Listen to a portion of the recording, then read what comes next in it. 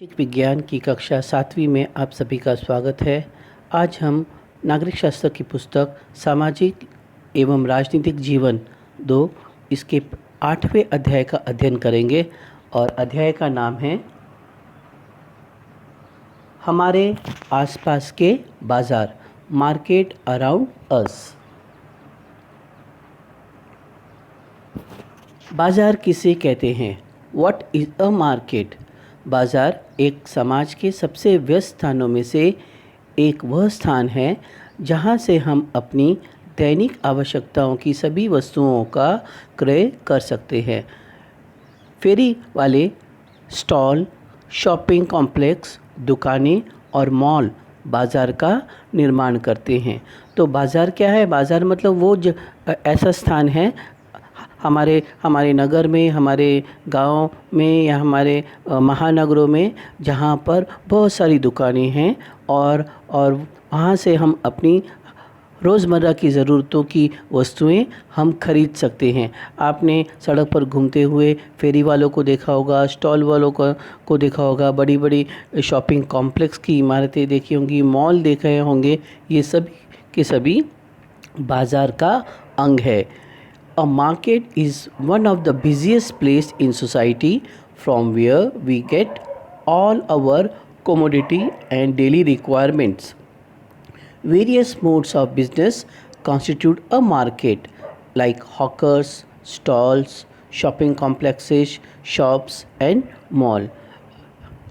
Whenever you get out of your home and visit the town, you will come across a numerous numbers of the shops. And similarly, there are several hawkers also. There are air conditioned shopping malls also. All this constitute a market. From where you get all your requirements, all your daily use items, garments, electronics items and what not. So these constitute a market. बाज़ारों का वर्गीकरण, classification of markets. बाज़ारों को हम कई प्रकारों में हम बांट सकते हैं। यहाँ पर 5 प्रकार दिए गए हैं। पहला प्रकार है उत्पाद के आधार पर, on the basis of the product, मतलब कौन सी वस्तुएं आप खरीदना चाहते हो उसके आधार पर भी बाज़ारों का वर्गीकरण है। जैसे electronics market, garments market, food and vegetable market, fruits market, और बहुत प्रकार के मार्केट। दूसरा नियमितता के आधार पर, on the basis of the frequency, on the basis of the what you say regularity of the opening of the shops or the conducting of the market in your town. Market can be classified जैसे साप्ताहिक बाज़ार, मासिक बाज़ार या फिर जो नियमित बाज़ार। ये जो बाज़ारों के अलग अलग प्रकार है। आधारिक संरचना के आधार पर, on the basis of the infrastructure, मतलब जो है अस्थाई बाज़ार, स्थाई बाज़ार, जो केवल दिन के किसी एक हफ्ते के किसी एक दिन में जो बाज़ार बैठते हैं उनको हम साप्ताहिक बाज़ार कहते हैं। और जो बाज़ार हमेशा खुले रहते हैं उनको हम कहते हैं कायम स्वरूपी या स्थाई बाज़ार, परमानेंट मार्केट। उत्पाद बिक्री की मात्रा के आधार पर, on the basis of the scale of the product sale, मतलब वो बाज़ार कितनी मात्रा में उत्पाद बेचते हैं उसके आधार पर भी हम बाज़ारों को 2 भागों में बांट सकते हैं। एक तो है थोक बाज़ार यानी होलसेल मार्केट, और दूसरा है रिटेल मार्केट यानी फुटकर बाज़ार। क्रय भुगतान पद्धति के आधार पर भी बाज़ारों का वर्गीकरण किया जाता है, on the basis of the transaction and mode of payment. अभी बहुत सारे ऑनलाइन शॉपिंग शुरू हो गई, जैसे फ्लिपकार्ट, अमेज़न, अलीबाबा। तो ये सब बाज़ारों का एक प्रकार है जो आधुनिकता के आधार पर ये निर्मित हुए हैं। तो हम इन्हीं सभी बाज़ारों के बारे में एक एक करके अध्ययन करेंगे। बाज़ारों का वर्गीकरण, market can be classified into into four types. साप्ताहिक बाज़ार. साप्ताहिक बाज़ार मतलब क्या, जो सप्ताह में एक बार लगता है. जैसे बहुत सारे जो है सब्जी वाले या जो है सामान, सरल सामान बेचने वाले जो होते हैं, उत्पादक होते हैं, वो हफ्ते में किसी एक दिन एक जगह पर अपना सामान बेचने आते हैं. तो ऐसे बाज़ारों को हम साप्ताहिक बाज़ार कहते हैं. थोक बाज़ार मतलब होलसेल मार्केट. यहाँ पर वस्तुएं केवल कुछ छोटी मात्रा में नहीं खरीदी जा सकती. यहाँ पर जो बड़े व्यापारी होते हैं वो सीधे फैक्ट्री से या फिर उनकी एक इकाई से बहुत बड़ी मात्रा में सामान खरीदते हैं. तो ऐसे बाज़ार को हम थोक बाज़ार कहते हैं. जैसे हापुड़ में अनाज की मंडी है, उत्तर प्रदेश में एक हापुड़ नाम की जगह है. वहाँ पे भारत की सबसे बड़ी अनाज की मंडी है. हरियाणा, पंजाब, उत्तर प्रदेश, यहाँ से जितने भी गेहूँ उत्पादक है, चावल उत्पादक है, यहाँ पर आते हैं और बहुत बड़ी मात्रा में ये अपना उत्पाद बेचते हैं. तो ऐसे बाज़ार को हम थोक बाज़ार कहते हैं. And what is the wholesale market? Wholesale market is that market wherein you cannot buy any commodity in smaller unit. You have to purchase the commodity in a bulk. There is a bulk purchasing. It generally refers to the smaller unit or outlet of any factory or any food grain unit. In India, there is an example of Hapur market, which is largest food grain market in India, wherein all the farmers from Punjab, Haryana, and Uttar Pradesh, they come there and they sell their product in a huge quantity. So such a market is known as a bulk purchasing and selling market. अब बात करते हैं हम फुटकर बाज़ार के बारे में. फुटकर मतलब जो हमारे आसपास की जो बड़ी दुकानें हैं, प्रोविज़न स्टोर्स है, जहाँ से हम केवल अपनी ज़रूरत की मात्रा से सीमित उत्पाद को खरीदते हैं. ऐसे बाज़ार को हम फुटकर यानी रिटेल सेलर्स कहते हैं. हाँ, रिटेल सेलर्स कहते हैं. यहाँ पर कम मात्रा में उत्पाद को खरीदा जाता है. What is the retail market? Retail market is that market wherein a consumers directly purchases the good from the shop nearby, and they purchase the quantity or commodity according to their daily requirements in a single unit or so. So this is the example of retail market. Purchase in less amount. Shopping mall is a huge air conditioned marketing complex wherein there are several departmental stores, several unit, and all these commodities available at a single point, and it is usually air conditioned also. Wherein a consumer can freely mingle or roam around the market. He can directly pick up the commodity from the shelf wherein commodities are displayed, and they enjoy the marketing. Shopping mall क्या होता है? Shopping mall एक बहुत बड़ी इमारत होती है जिसमें हर प्रकार की वस्तुएं आपको मिलती है. हर प्रकार की वस्तुओं के लिए एक अलग से स्टोर होता है. ग्राहक अपनी मर्ज़ी से शेल्फ में से चुनिंदा उत्पाद को चुनते हैं और बहुत सारी इनसे जुड़ी हुई सुविधाओं का भी आनंद लेते हैं, जैसे एयर कंडीशन और बाकी की भी सुविधाएं होती हैं. और यहाँ पर आपको केवल ब्रांडेड चीज़ें ही मिलती है. One of the main speciality of the shopping malls are here you get the branded and the renowned item.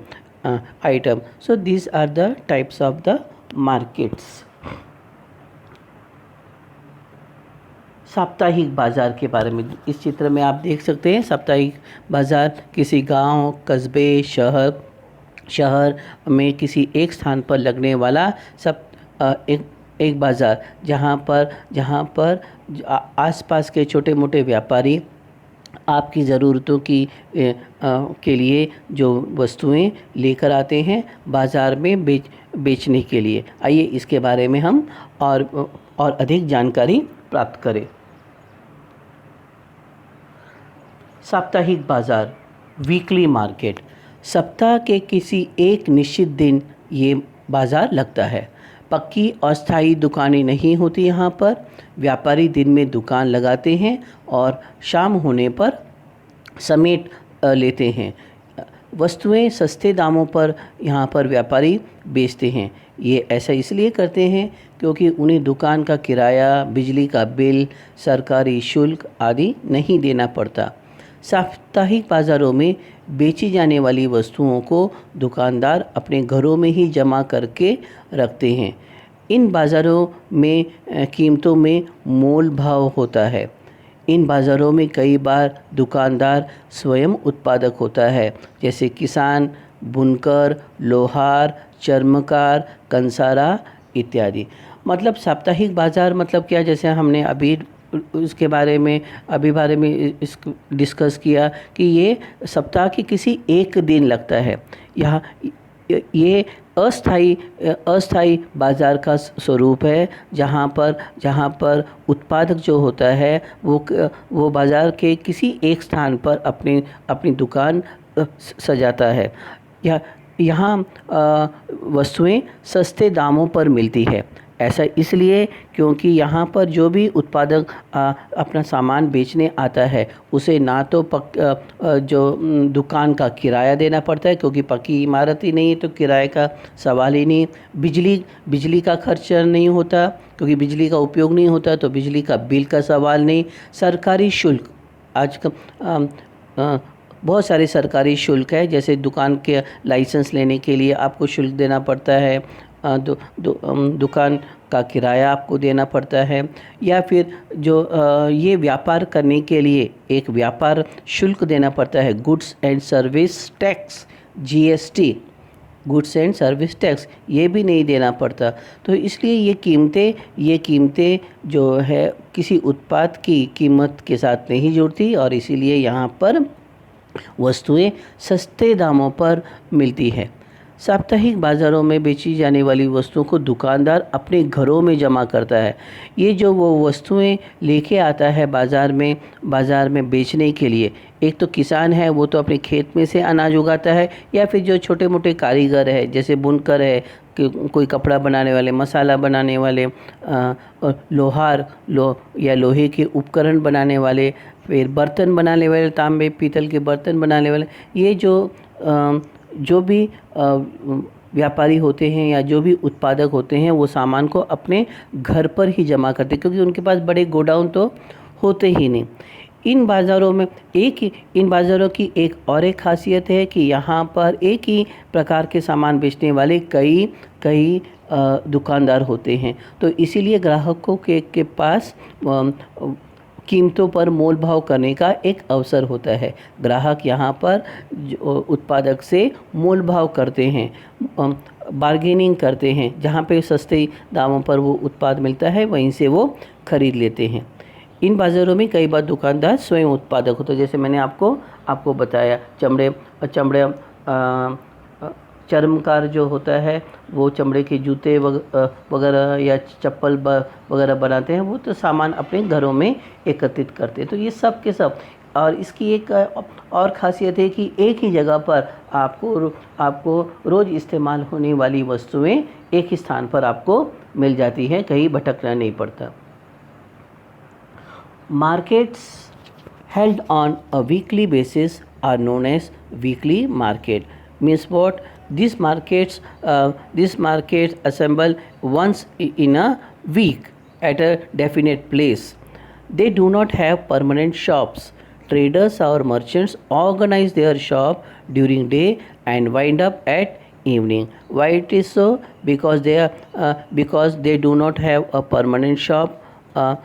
so that they cannot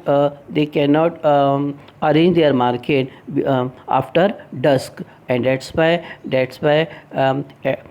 from a morning they start their marketing business, and at the evening they wind up their product to go home.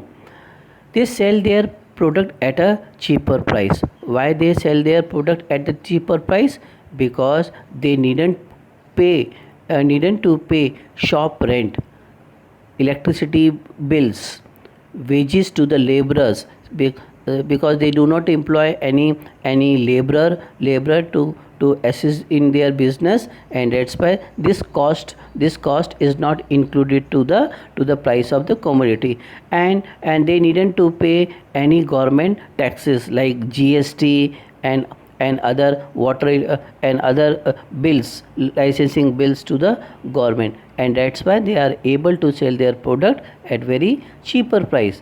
These shop owners sell things they produce at home and are helped by their family members. They store the commodities at home. Means all the merchant who sell their product in this weekly market, they are themselves the producer of those products. Most of them produces the things at their home with the assistance of their family member. They store all the raw materials or the finished goods at their home, since they do not have big godowns to store their product. And one thing you have to remember, that they do not sell branded items in this market. All the products are of very what you say, general quality, have a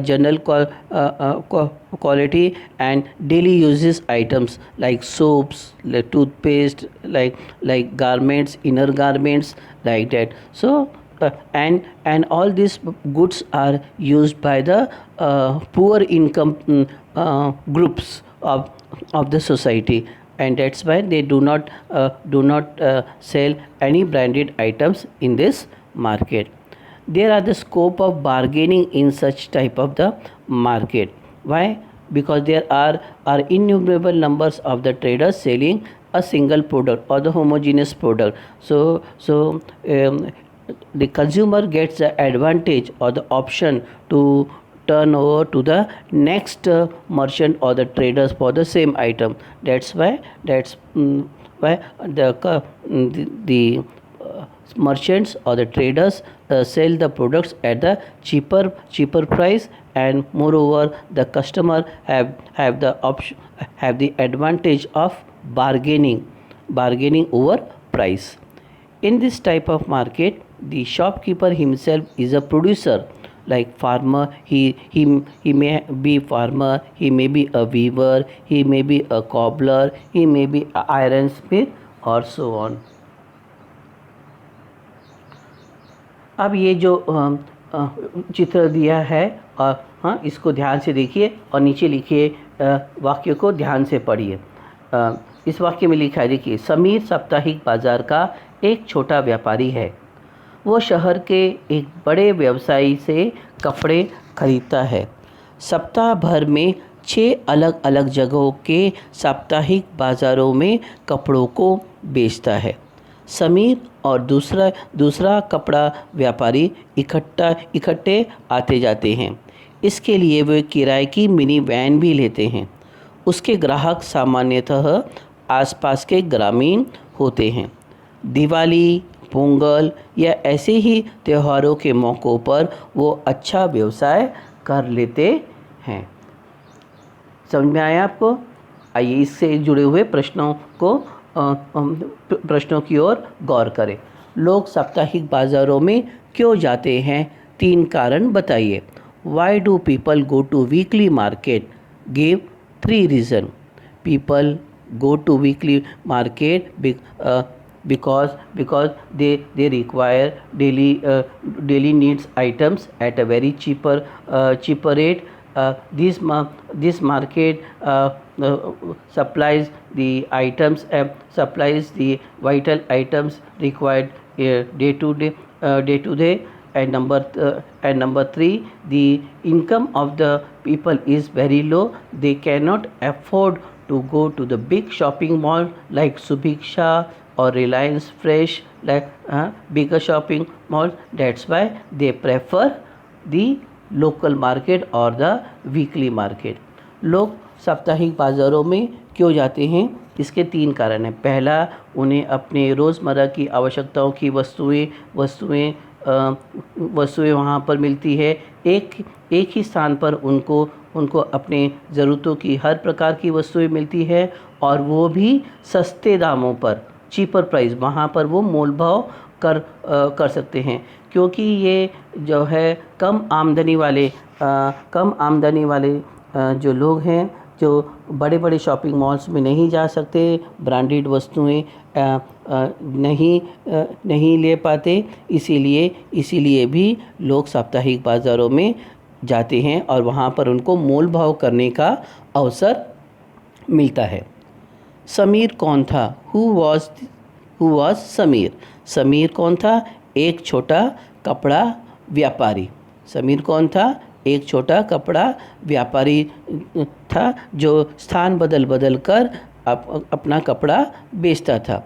why do Sameer sell his clothes over different venue? Sameer स्थान बदल कर कपड़ा क्यों बेचता था? क्योंकि जो वो कपड़ा बेचता था वो कम आय के लोगों के लिए था। ऐसा ब्रांडेड कपड़ा नहीं था। उसके पास अपनी खुद की पक्की दुकान नहीं थी। He didn't have a shop of his own.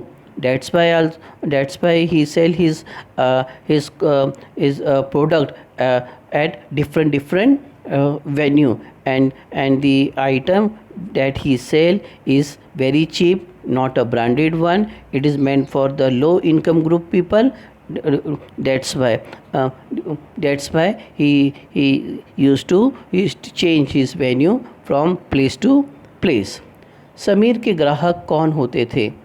Who were the customers of Sameer? Sameer के ग्राहक कम आमदनी वाले जो सामान्य ग्रामीण लोग होते थे, जो ब्रांडेड वस्तुएं, जो अधिक कीमत वाले कपड़े नहीं खरीद सकते थे।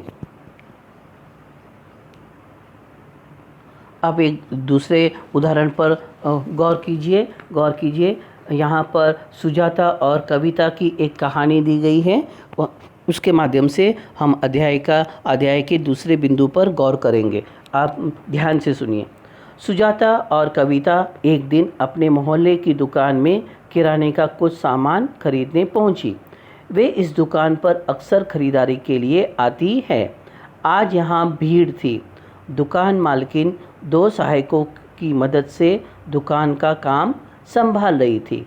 जब सुजाता और कविता दुकान के अंदर पहुंची, तो सुजाता ने दुकान मालकिन को ज़रूरत के सामान की सूची बोलकर लिखवा दी।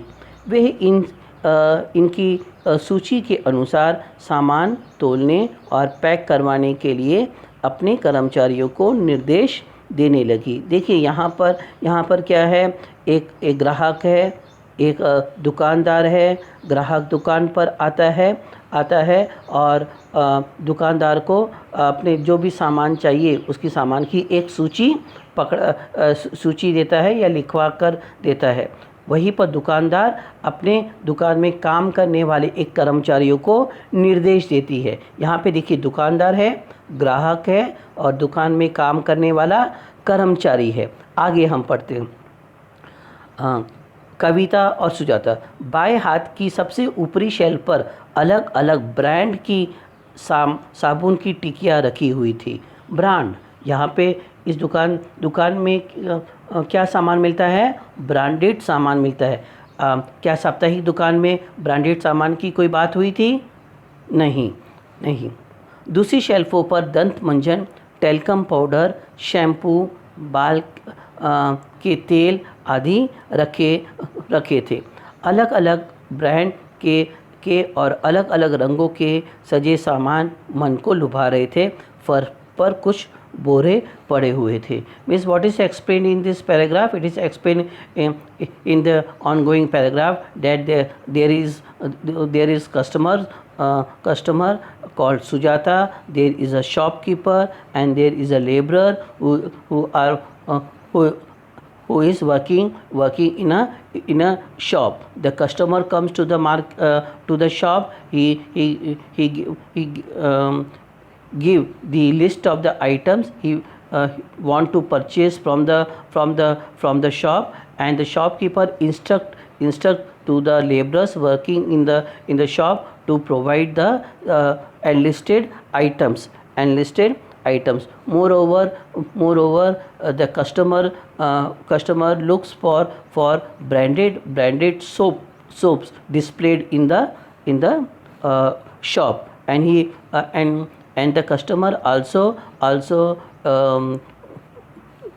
looks for other branded items like shampoo, like hair oil, like talcum powder, etc. All the branded items are arranged in a different shelf, and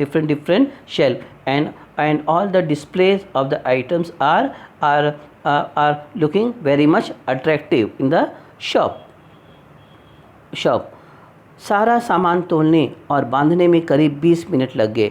फिर सुजाता ने अपनी नोटबुक सामने रख दी। दुकान मालकिन ने नोटबुक में 1550 रुपये की संख्या दर्ज की और वापस कर दी। उसने अपने बड़े रजिस्टर में भी यह संख्या लिखकर रख ली। अब सुजाता अपने भारी थैले को लेकर बाहर निकली। अगले महीने के पहले हफ्ते में उसके घर से दुकान का हिसाब चुका दिया जाएगा। मतलब आप क्या समझे कि दुकानदार ने सामान को लिस्ट के अनुसार गिना, उसको रखा और सुजाता से एक नोटबुक मांगी। वो नोटबुक क्या होती है? वो नोटबुक उधार खाते की नोटबुक होती है। हाँ, और उसमें दुकानदार ने सभी सामान की सूची उनके दाम लिखकर उनका टोटल योग कर उसने 1550 रुपये दर्ज कर लिए और वही संख्या उन्होंने अपने रजिस्टर में भी उन्होंने लिख ली। मतलब क्या कि ऐसी दुकानों में आपको उधार में वस्तुएं खरीदने की भी सहूलियत है, जिसे आप महीने के दूसरे महीने की पहली तारीख या पहले हफ्ते में उसका भुगतान कर सकते हैं। What you gather from this paragraph, the summary of this paragraph is that in this type of the shop you have the facility of hire purchase, or you can borrow the items on credit. You needn't to pay any single amount at the time of purchasing. Only thing is required that you should have the credit notebook with you, which is supplied by the shopkeeper himself. The shopkeeper endorsed the said amount in your credit notebook, and also and endorse that said amount in his register against your name. And in the next month, or first week of the next month, you have to pay. You make the payment of your purchasing to the shopkeeper. तो ये जो है दुकान का या बाज़ार का एक दूसरा प्रकार है। आइए इसके बारे में विस्तार से पढ़ें। मोहल्ले की दुकान, नेबरिंग मार्केट। मोहल्ले की दुकान हमारे घर के समीप स्थित परचून की दुकान, जिसको हम प्रोविज़न स्टोर कहते हैं, को हम मोहल्ले की दुकान कहते हैं। ये सप्ताह के किसी भी दिन और किसी भी समय खुली रहती है। यानी आप कभी भी ऐसी दुकानों में जाकर जो है सामान खरीद सकते हैं, या जो महानगर पालिका या ग्राम पंचायत ने जो समय निर्धारित किए हैं इन दुकानों के लिए, उन समय में आप सप्ताह के किसी भी दिन जाकर खरीदारी कर सकते हैं। ये दुकानें कई प्रकार की सेवाएं प्रदान करती है, जैसे घर पहुंच सेवा। आपको केवल टेलीफोन के द्वारा केवल आपको सामानों की सूची लिखवानी होती है। दुकानदार अपने किसी भी कर्मचारी के द्वारा आपके घर तक आपका सारा किराना या सामान आपको पहुंचा देता है। ये दो प्रकार की होती है, एक कच्ची और एक पक्की। It is of two type, one is temporary और परमानेंट। इस व्यवस्था में विक्रेता और उपभोक्ता एक दूसरे से परिचित होते, एक दूसरे के परिचित होते। Here the customer and the shopkeeper is well acquainted with each other. इन दुकानों में सामान साप्ताहिक बाज़ार की अपेक्षा महंगा होता है और मोल भाव की गुंजाइश कम होती है। क्यों? क्योंकि यहाँ पर ब्रांडेड उत्पाद ही खरीदे और बेचे जाते हैं और इसीलिए उन ब्रांडेड उत्पाद पर जो कीमत लिखी होती है उन कीमत पर ही उपभोक्ता को वो सामान खरीदना होता है। इन दुकानों में से आप उधार पर भी सामान खरीद सकते हैं। इसके लिए उपभोक्ता के पास उधार वही होनी चाहिए। यानी यहाँ से आप सामान उधार पर भी, क्योंकि दुकानदार आपको जानते हैं, आपके घर परिवार को जानते हैं, आपका पूरा एड्रेस जानते हैं, इसीलिए दुकानदार विश्वास के आधार पर आपको सामान उधार पर देते हैं, इस विश्वास पर कि आप अगले महीने की पहले हफ्ते में जो उसका भुगतान कर देंगे। तो ये मोहल्ले की दुकान है और ये जो है बाज़ार का एक चित परिचित प्रकार है। Neighborhood markets, a provision shop or a grocery shop at our neighbor is called neighborhood market. These shops remain open at any hour of the day all the time. These shops provide many kinds of services like home delivery. There are so many markets, there are so many shops which provide us this service, home delivery services.